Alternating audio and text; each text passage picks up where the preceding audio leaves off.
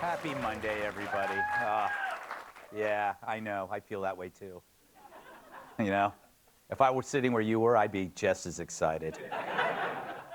What a great weekend, huh? Once again, we all got to visit the strangest place in the universe. You know, that place where people actually think Bill Nye's a scientist, Pete Davidson's a sex symbol, and joy is a place called Behar.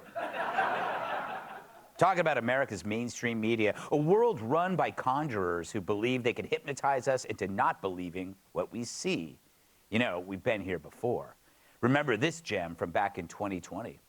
To the sane among us, it looked like a bunch of thugs setting fire to a city, while Democrat mayors hid behind the toppled statues. But to the media, it looked like a friendly game of spin the bottle. A bottle filled with gas, later to be lit and tossed into a business. Remember when the media called summer 2020 the summer of love? Maybe so, if you're dating the Zodiac killer. Don't knock it. It was a hell of a kisser. But now, they're back. That adorable bunch of miscreants known as the Mostly Peaceful. CNN presents It's Mostly Peaceful, featuring Molotov cocktails, public beatings, burning buildings, looting and shooting. But no worries, it's mostly peaceful. People die, people lose their businesses, cities suffer millions in damages. It's CNN's Mostly Peaceful. Tonight's episode, Antifa goes to Atlanta. Yeah.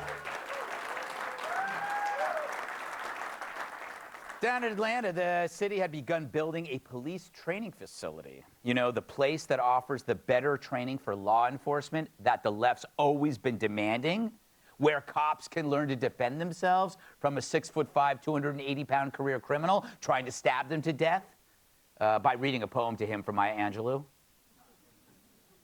Of course, the true face of defund emerged right on cue.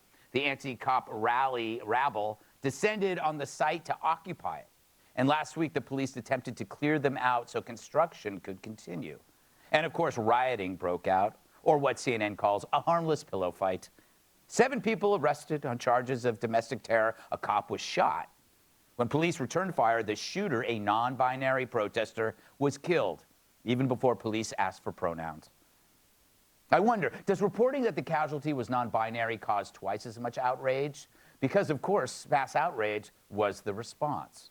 After Antifa thugs put out a call online for a night of rage, on Saturday, a horde descended on downtown Atlanta, throwing rocks and Molotovs at police, smashing windows, and lighting police cars on fire. Tourists tried to find flights to a safer destination, but Ukraine was closed for the night. Now, after the mayor held a presser saying the city wouldn't tolerate this violence, here's what CNN had to say. I think that there's a real blurring of the lines in the use of the word violence. Is property destruction violence? To some people, it certainly is. You keep using these words, violent, violent, violent, violent. The only acts of violence against people that I saw were actually police tackling protesters. Can we stop with the violent word? I mean, the violence is okay, but stop using the word. So it was a peaceful night of rage, which I guess is just like a wacky outbreak of monkeypox. But it's good to see CNN no longer traffics in radical left-wing ideology anymore. What that was. So CNN calls this nonviolent just as they're closing their historic Atlantic location. They're moving. Something doesn't jibe. Generally, you don't flee a city in a U-Haul if you actually believe it's safe. But it just shows that despite all the bloodshed that came from their enabling coverage for years, CNN has still learned nothing. They keep making the same mistake over and over again, like when I give too much money to charity. But CNN isn't the only one. Here's ABC News' take. I think if you can read that, there's that same phrase again. It's just a peaceful protest that happened to turn violent. You know, it happened to turn violent. See, it's out of their hands. How did this happen? It's like a tiger cub that goes crazy on a talk show and eats Brian Kilmeade's face. You have that dream too, don't you? And so our cities are turning into hellholes, and we're not supposed to notice. It's like when Brit Hume steals office supplies, we're told to look the other way. He can't help it, they say. Atlanta, Philadelphia, SF.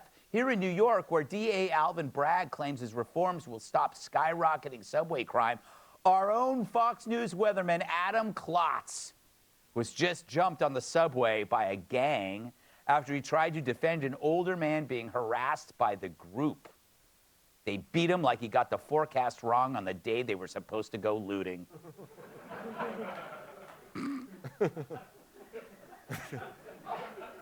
Lucky for him, he clots. I know.